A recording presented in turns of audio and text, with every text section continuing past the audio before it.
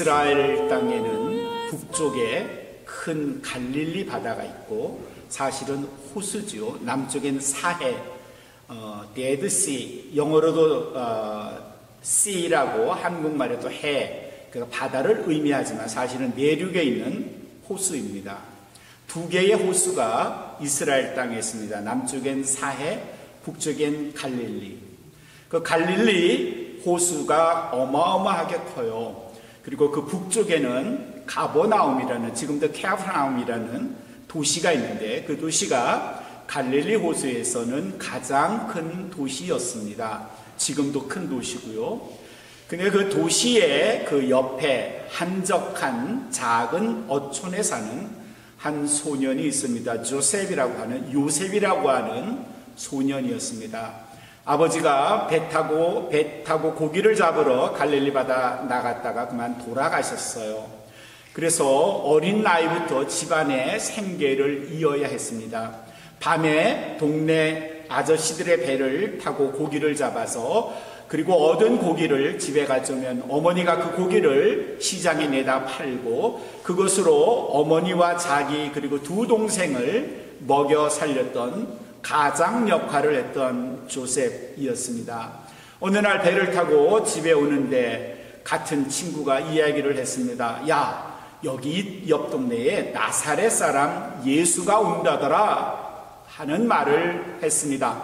그 소식을 듣고 정확하게 물어봤습니다. 언제 온다니? 내일 온대. 내일 예수가 우리 동네 옆에 있는 곳에 온다더라 이야기를 했습니다. 이야기를 듣고 이 소년 조셉의 마음이 쿵쾅쿵쾅거리기 시작했습니다. 이미 예수에 대한 이야기를 익히 들었던 이 소년은 꼭 그를 한번 만나보고 싶었고 그리고 그에게 말씀을 듣고 싶었고 그의 손이라도 잡고 싶었습니다. 이유는 이미 가버나움이나 여러 지역을 다녔던 예수가 행했던 많은 일들, 기적들, 놀라운 일들, 하늘나라의 말씀들을 이 조셉도 꼭 한번 듣고 싶었기 때문입니다. 그래서 그날은 저녁에 일찍 나가서 배를 타고 새벽에 돌아왔습니다. 새벽에 돌아와서는 보통은 한잠을 자야지 밤새 동안 고기를 잡았던 피곤을 이겨낼 수 있었는데 그날만큼은 집에 돌아오자마자 씻고 단정을 하고 그리고 나갔습니다. 어머니에게 이미 전날 이야기를 했더니 어머니가 자기 아들 요셉이 예수를 만나러 간다는 소식에 그 아들을 위해서, 요셉을 위해서 도시락을 하나 준비해 줬습니다. 요셉은 아침도 먹는 둥 마는 둥 하고 어머니가 싸준 도시락을 가지고 들쳐매고 뛰기 시작했습니다. 가야 하는 곳은 벳세다라고 하는 요단강이 북쪽에서부터 내려오죠. 헬몬산에서부터 요단강이 내려오고 그게 갈릴리 바다, 갈릴리 호수로 합류되는데 그 만나는 지점, 그걸 강 어귀, 에추얼이라고 영어로는 하죠. 그 강 어귀 근처에 마을이 하나 있었는데 그게 벳세다라고 하는 아주 작은 마을이었습니다. 그까지 뛰었습니다. 뛰는 것 외에는 방도가 없었죠. 한참을 걸려 가야 했습니다. 밤새 일했고요. 쉬지 못했고요. 아침도 먹는 둥 마는 둥 했고요. 그저 해가 좀 떠올랐을 때쯤에 벳세다라는 곳에 도착했습니다. 이미 사람들이 모여 있었고요. 그곳에 보니까 예수님이 그늘 밑에 계셨고 제자들도 있었죠. 얼른 좋은 자리에 앉아야 되겠다고 생각한 조셉이 예수님 제자들이 앞에 있는 그 바로 앞쪽에 자리를 했습니다. 이제 한숨을 깊이 쉽니다. 큰 숨을 쉬고 땀을 닦으면서 어머님이 싸둔 도시락을 옆에 놓고 이제 예수님이 말씀하시길 기다렸습니다. 삽시간에 사람들이 이곳저곳에서 몰려들어서 그 동산에 가득 사람들이 모여들었습니다. 예수님이 일어나시고 그리고 많은 사람을 둘러보시면서 찬찬히 말씀을 시작하셨습니다. 한참 말씀하시다가 잠깐 쉬니까 몇 사람이 뒤에서 옆에서 나왔습니다. 내 아들이 다리가 아파요. 얘는 한 번도 일어나 걸어본 적이 없는 애예요. 어떤 분은 눈을 감은 채로 예수님 앞에 오고 눈을 뜨게 해달라고 예수님께 부탁하게 되었습니다. 예수님이 그들을 위해서 정성껏 기도했고요. 놀라운 일들, 앉은 뱅이가 일어나게 되고요. 소경이 눈을 뜨게 되고요. 귀신 들렸던 여자가 멀쩡한 정신으로 제자리에 돌아가 앉곤 했습니다. 잠시 병자들을 고치신 예수님이 또 말씀을 전하기 시작했습니다. 이미 태양은 하늘 위 정수리 위를 지나서 서쪽으로 기울어지기 시작했습니다. 오후가 된 겁니다. 점심을 먹었을까요? 못 먹었을까요? 제가 질문하는 거예요, 지금. 점심도 못 먹었어요. 그리고 저녁 때가 되었습니다. 근데 왜 점심 못 먹었을까요? 음식이 없어서. 근데 그 말도 맞지만 추측건대 당시에는 점심이라는 개념이 없었을 겁니다. 하루 두 끼 먹는 게 그 당시 18세기까지 거의 모든 인류는 하루에 2번 먹었습니다. 그것도 넉넉하게 먹지를 못했죠. 양식이 늘 부족한 시대였었기 때문에 그저 아침 먹고 저녁 먹고 이게 아마 그 당시의 일상생활이었기 때문에 점심은 감히 먹을 생각도 준비도 하지 않았을 겁니다. 점심이라는 말의 한자어는 점과 마음심이잖아요. 마음에 점을 찍는다 하는 말. 간단히 요기한다, 과일 하나, 과자 하나 정도 먹는 게 점심입니다. 그게 중국말로 딤섬이라 그러죠. 그래서 딤섬은 지금 다른 의미로 쓰이지만 딤섬이라는 의미는 원래 간단하게 만두 하나 먹는 거, 그게 딤섬입니다. 어쨌거나 당시 그 자리에 모였던 사람들도 점심 먹을 생각은 아예 생각도 안 했고요. 예수님의 말씀을 듣고 예수님이 행하는 일들을 보니까 어느새 오후 저녁이 됐던 겁니다. 예수님이 이제 많이 피곤하셨어요. 잠시 쉬셔야 했습니다. 근데 제자들이 지금 깜짝 놀란 게 있습니다. 그건 자기들이 예측하지 못한 지금의 상황에 대해서 예수님의 제자들이 깜짝 놀라서 서로 모여 이야기를 하고 있었습니다. 그들이 예측하지 못한 건 뭔가 하면 3가지가 있었죠. 하나는 너무 많이 모였어요, 사람들이. 2번째, 사람들이 많이 모이기는 했지만 누구도 그 자리를 떠나려고 하지 않았다는 거예요. 가려고 하지 않고 그냥 앉아서 예수님이 더 뭔가를 해주시길 기다렸다는 거죠. 3번째 예측하지 못한 게 있죠. 배가 고픈데 먹을 게 없다는 겁니다. 그렇다고 돈이 넉넉하게 이 많은 사람을 먹일 필요한 돈을 예수님도 예수님의 제자도 가지고 있지 않았고 그 근처에 맥도날드이 있은들 버거킹이 있은들 그 많은 사람을 먹이는 건 턱도 없는 일이었습니다.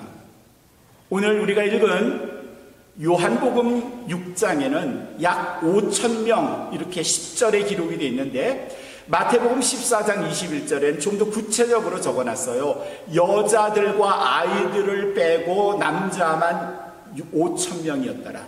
그럼 거기에 여자 더하고 아이들 더하고 또 어르신들 더하면 대충 해도 한 2만 명쯤 되지 않을까 생각이 들어요. 그 많은 사람들이 자리를 떠나지 않는 거예요. 생각보다 너무 많이 모였고요. 시간이 길어서 이제 집에 갈 만한데 안 가는 거예요. 그러니 그들을 어떻게든지 먹여야 되겠다는 생각을 한 거예요. 그런데 예수님의 수중에도 제자들의 돈 전대에도 음식을 살 만한 돈도 그리고 돈이 있은들 그 많은 사람들을 일시에 먹일 만한 식당도 근처에 없는 건 자명한 일이죠. 웅성웅성거렸어요. 제자들이 당황했어요. 그리고 예수님 근처에 있는 몇몇 사람들에게 예수님의 제자 중에 한 사람 앤드류가 이렇게 묻습니다. 혹시 음식 가져온 분 있어요? 우리는 괜찮은데 여기 지금 예수님이 너무 시장하신 것 같은데 예수님께 드릴 음식을 좀 찾고 싶어요. 혹시 있으세요? 서로 얼굴만 바라보고 있었죠. 그때 예수님 앞에 앉았던 소년 조셉이 언뜻 생각이 났어요. 자기도 지금 배가 되게 고프거든요. 아침도 먹는 둥 만둥 먼 길 왔으니까 얼마나 배가 고팠겠어요. 종일 굶었거든요. 근데 어머님이 싸주신 도시락, 그게 생각이 퍽 났어요. 그래서 옆층에 있던 어머님의 도시락을 끌어들였어요. 그리고 안드레 손에 건네줬죠. 안드레가 반기면서 너 이거 어떻게 싸왔니? 그리고 그 받은 도시락을 예수님께 갖다 드렸어요. 그 도시락이 뭐였죠? 김밥? 오뎅? 떡볶이? 뭐였어요? 햄버거? 제가 그 어머니, 조셉 어머니께 부탁했어요. 이렇게 가져왔어요. 도시락이 있어요. 이렇게 도시락. 자, 이 도시락이 뭔지 진짜 이거예요. 자, 제가 이게 뭔지 보여드릴게요. 뭐 하세요? 자, 한 뚜껑 열고 옆에 열고 또 옆에 열고. 이게 뭐예요? 아, 이게 뭐예요? 안 보여요. 버리토. 예, 이게 보기는 이래도 이게 잉어빵입니다.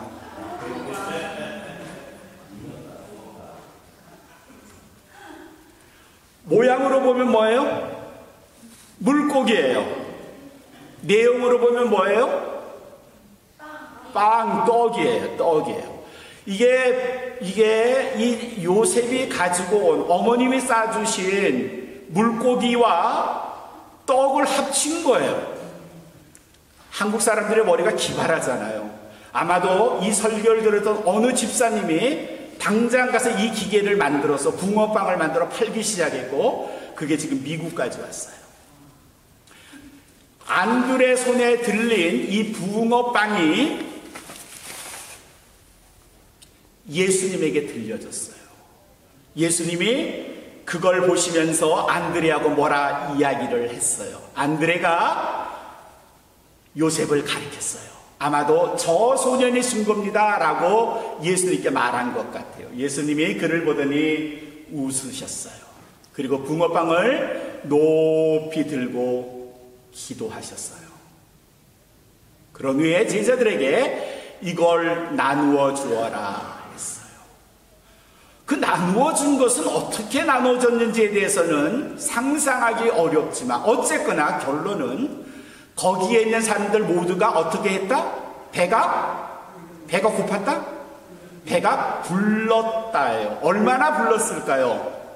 얼마나 불렀는가 하는 것에 대해서 오늘 말씀 11절에 12절에 이렇게 기록이 되어 있어요. 예수님께서 다 봤더니 다 배불리 먹었는데 남은 떡과 물고기가 제법 있었던 거예요. 그걸 보신 예수님이 남은 걸 버리지 말고 다 모아라. 그래서 모았더니 얼마나 됐다? 12개의 광주리 안에 가득 찼다. 여러분 이 말씀을 잘 기억하셔야 돼요. 식당에 가서 음식을 잡수시면 우리 소식하시는 분들, 그렇죠? 저도 소식하고 조지영 권사님 소식하시고, 소식해서 음식이 남잖아요. 그거 어떻게 해요? 버리지 말고 그거 가져가야 돼요. 남은 거 버리지 말고 그냥 다 가져와라. 예수님이 그러셨잖아요. 그게 뭐예요? 남은 음식을 가져다가 집에 가서 먹는 걸 뭐라 그래요? 투거라 그래요. 테이크아웃이에요. 그래서 테이크아웃이 시작이 된 거죠. 먹은 사람이 자그마치 한 2만 명쯤 되고, 그리고도 넉넉하게 남아서 아마도 조셉의 빈 도시락에 예수님의 제자들이, 안드레가 너 이거 엄마 좀 갖다 드려. 아마 가져간 거 물고기 2마리, 보리떡 5개였지만 아마 물고기 4마리야 보리떡 12개를 줬을 거예요. 그걸 가져가서 그날 밤에 아마 어머님과 동생들과 배불리 먹었을걸요. 제가 이제 물어볼게요. 여러분께 질문하는 겁니다. 요셉이 어머니가 싸준 도시락을 안드레 손에 건네줄 때 안드레 무슨 생각을 했을까요? 무슨 생각했을까요? 아마 이렇게 생각했을 거예요. 아, 오늘은 아무것도 못 먹네. 집에 가려면 조금 힘이 있어야 될 텐데, 아, 많이 배고프다. 그래, 그래도 예수님 드렸으니까 그걸로 It's good enough. 이렇게 생각했겠죠. 근데 결론은 어땠어요? 한 그때로부터 한 30분쯤 지났어요. 요셉의 상태가 어떻게 됐어요, 지금? 아, 대답 좀 해요. 요셉이 요셉이 가지고 있던 도시락을 안드레에게 줬고, 그리고 안드레 손에 있던 도시락을 예수님 손에 드렸고, 기도하고, 그리고 제자들에 의해서 다시 나눠졌어요. 그런 후에 한 30분쯤 뒤에 무슨 일이 벌어졌냐고요. 이 요셉이 지금 계속 배가 고팠을까요? 안 고팠을까요? 안 고팠어요. 배가 나 이제 더 못 먹어. 했을걸요? 드렸을 때는 난 이제 오늘은 좀 쨘쨘 굶는구나 했지만, 그로부터 30분이 지난 후에는 상상도 하지 못한 일이 자기에게 일어났어요.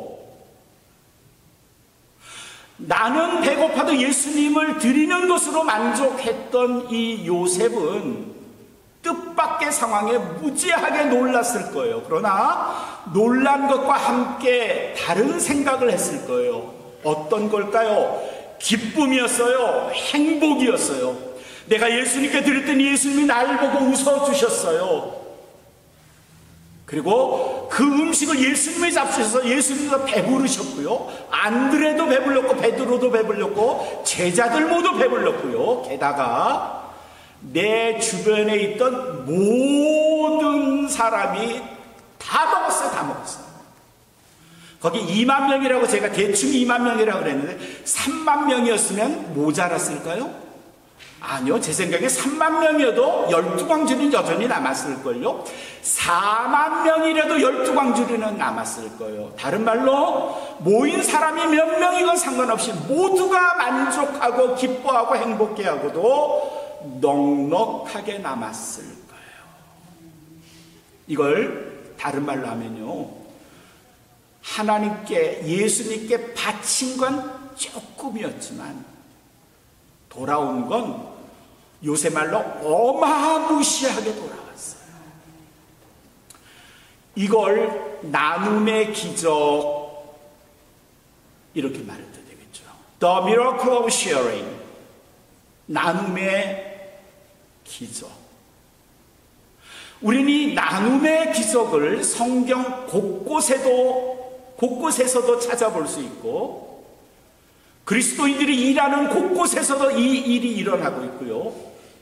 성도들이 생활하고 있는 가정이나 신앙생활하고 있는 교회에서도 이 나눔의 기적이 2000년 전 당시로부터 지금까지 계속해서 일어난다는 걸 알고 있어요. 그래서 사람들은 나눌 때의 기적을 생각하면서 내가 나누는 건 작은 것이지만 이것을 다른 사람에서 기꺼이 나누곤 해요. 우리가 나누는 건 작아요. 그러나 그것이 그리스도에 의해서 축사되고 다시 나누어졌을 때 그 결과는 예측 불가능이에요. 베드로가 그 한 사람이잖아요. 그 한 사람이 다른 제자들과 함께 복음을 외쳤을 때 예루살렘이 변했고요, 유다가 변했고요, 이스라엘 땅이 흔들렸어요. 그리스도인들 믿는 사람들의 수가 급격하게 불어났어요. 사도 바울이 죽을 각오로 복음을 들고 지금의 터키 지역, 그리스 지역, 소아시아 지역에 말씀을 들고 그들 땅에 섰을 때 그 땅들이 변했어요. 그리고 그 변함이 유럽을 변화시켰고 중세 유럽은 온통 교회로 뒤덮였어요. 1620년 102명의 청교도들이 메이플라워 배를 타고 영국에서 보스턴, 플리머스로 이동해 오면서 이 미국 땅, 거대한 미국 땅이 복음으로 뒤덮이기 시작했어요. 시작은 작은 사람들이었지만, 작은 것을 나누었지만 결과는 엄청난 것으로 변화됐어요. 1885년에 미국의 두 선교사 아펜젤라와 원더우드 목사님이 인천 제물포항에 4월 5일 부활절 아침에 도착했을 때 그들은 불과 두 부부 4명의 그리스도인이었지만 그들을 통해서 이룬 기독교의 복음화는 한국 땅을 복음화시켰고요. 그 결과 지금 무수하게 많은 선교사들이 외국에 나가서 복음을 전하고 있어요. 저희가 기도하고 조금씩 돕고 있는 미얀마의 이경종 목사님, 그리고 일본의 복음화를 위해서 애쓰는 김정모 선교사님, 이런 분들의 힘이 작지만, 드리는 것은 작지만 그들을 통해서 조금씩 나눔의 기적이 일어나고 있어요. 이 나눔이라는 건 내가 드리는 것이 비록 작을지라도 결과는 예측하기 어렵다는 게 특징이에요. 요한복음 12장 24절에 예수님은 이 이야기를 이렇게 말씀으로 우리에게 가르치세요. 한 알의 밀이 땅에 떨어져 죽지 않으면 한 알 그대로 있어. 그러나 그게 죽으면 많은 열매를 맺느니라 그러셨어요. 여기 죽는다는 말은 썩는다는 말이고요. 그건 나눈다는 말이기도 해요. 하늘의 밀이 땅에 떨어져 죽지 아니하면, 썩지 아니하면, 나누지 아니하면 한 알 그대로지만 그것이 죽으면, 썩으면, 나누면 많은 열매를 맺느니라. 바로 오늘 우리가 말씀 요한복음 9장에서 오늘 그 말씀 6장에서 이 말씀을 우리가 읽었잖아요. 한 소년에 드린 것이 비록 작은 것이에요. 정말 조그만 거예요. 그러나 그것이 예수님 손에 들려서 축사됐을 때, 그리고 그것을 다시 나누었을 때는 엄청나게 많은 것으로 많은 사람들이 기뻐요. 그래서 나눔에는 3가지의 법칙이 있습니다. 하나는, 첫 번째는 뭔가면요, 나눔의 행복이에요. 나눌 때 되게 기뻐요. 저는 목사님들 많이 만나요. 이제는 후배를 목사님들 주로 만나지만, 제가 젊은 시절에도 목사님들에게 제가 별로 얻어먹지 않고요, 어렵더라도 늘 사주는 편이에요. 저희는 다른 분들 만나면 얻어먹으려고 하지 않고 되도록이면 사주는 쪽에 서려고 해요. 그게 훨씬 저희를 기쁘게 하기 때문에, 심지어 나성한인교회에 있을 때 한 권사님들하고 신방을 한 후에 식당을 가서 제가 페이를 냈더니 자기가 신앙생활하면서 평생 목사님한테 처음 대접을 받았다라고 말씀을 하시기도 해요. 여러분들은 대접하는 편이에요? 대접을 받는 편이에요? 드리는 편이에요? 받는 편이에요? 드리는 편이에요. 잘 하시는 겁니다. 나누는 겁니다. 나눌 때 그것은 훨씬 더 풍요롭게 여러분에게 다가오게 되고 그것이 기쁨이고 행복이 됩니다. 그래서 첫 번째는 나눔의 행복이에요. 두 번째, 나눔의 기적이 있습니다. 나누면요, 남에게 무엇을 전하면 그게 결코 없어지는 게 아니라 더 커져요. 더 풍성해져요. 더 많아져요. 왜 그러냐? 잘 몰라요. 저도 잘 몰라요. 근데 나누면 부족해야 되는데 결과는 그렇지 않아요. 나를 더 풍성하게 해주고요, 그 사람도 더 풍성하게 돼요. 세 번째는요, 나눔의 축복이 있어요. 나눔의 행복, 나눔의 기적. 세 번째, 나눔의 축복이에요. 내가 나누면 나도 기쁘고 즐겁고 행복하지만 그 사람도 행복하고 즐겁고요, 심지어는 그 주변에 있는 사람도 기뻐요. 제가 장권사님한테 호떡 하나를 얻어먹으면 저도 기쁘고 장권사님도 기쁘지만요, 그 뒤에 계신 백권사님도 기쁠 거예요. 우리 목사님 호떡 잡수시네. 근데 속으로 목사님만 잡수세요 이렇게 안 하실 거죠. 주변에 있는 사람도 덩달아 기뻐요. 주변을 밝게 만들어요. 주변을 기쁘게 만들어요. 그게 드림의 혹은 나눔의 기적입니다. 사랑하는 성도 여러분, 이제까지 내가 받는 편에 있었다면요, 조금씩 나누는 일을 한번 해보시죠. 물질만 나누고 음식만 나누라는 말씀이 아닙니다. 기도도 나누세요. 은혜도 나누세요. 찬양도 나누세요. 저희 온마음교회는 이렇게 나누는 일을 열정적으로 하시는 분들이 많아요. 오늘 찬양하신 이미성 권사님, 또 우리 정 권사님, 우리 또 오늘은 안 하셨지만 우리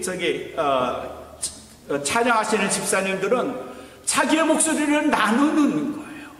우리 이봉호 권사님 매주일 예배 시작하면서 안내를 하시면서 자기의 달란트를 다른 사람에게 나눠요. 우리 여성교회 회원들은요, 음식을 하는 데서 아끼는 법이 없었어요. 도대체 그렇게 힘들어도 자기도 넉넉하지 않음에도 집에 있는 건 뭘 동원해서라도 성도를 위해서 나누려는 일에 인색하지 않으세요. 나누는 거죠. 드리는 거죠. 그 이유는요, 그로 인해서 얻는 기쁨, 행복이 더 크기 때문이고, 그리고 기적이 거기서 발생하기 때문이죠. 오늘 제가 우리 주보 일면에 일기를 쓰는 제일 밑에 사도행전 4장 32절의 말씀을 인용했어요. 초대교회 교인들이요, 어떤 마음으로 서로 사랑하고 살았는가 하면 믿는 무리가 한 마음과 한 뜻이 되었대요. 한 마음 한 뜻이 되었대요. 그래서 모든 물건들을 서로 통용했대요. 물건을 서로 필요한 대로 나누어 썼대요. 네 거 내 거 없이 나누어 썼대요. 그래서 어떤 일이 벌어졌는군요. 제 물건을 자기 자신이 가진 재산을 누구라도, 어떤 사람이라도 조금이라도 자기의 것이라고 말하는 이가 하나도 없더라. 물론 이걸 공산주의가 막스 레닌이 나쁘게 이용한 것도 있어요. 근데 본래는 그게 아니에요. 본래는 서로 필요한 대로 도와주고 나누는 것에 목적이 있다는 말이에요. 저는 그래서 우리 온마음교회를 볼 때마다 초대교회 같아요.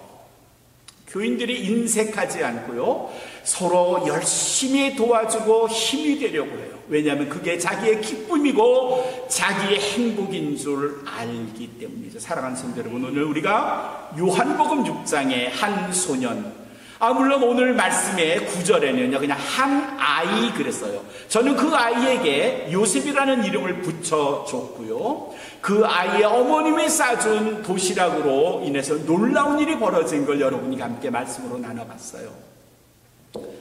이 일은 2000년 전에 있었던 한 일은 아닙니다. 여전히 우리 온마음교회에서도, 이 로스앤젤레스에서도 일어나고 있는 일상이고요, 전 세계 많은 그리스도인들이 목격하고 체험하는 일이기도 합니다. 부디 사랑하는 성도 여러분, 내가 가진 게 너무 작다고, 너무 부족한 것이라고 하지 마시고요, 기꺼이 사탕 하나를 나누시고, 우리 기침하시면 얼른 우리 백권사님 사탕 꺼내서 드리시죠. 나누세요.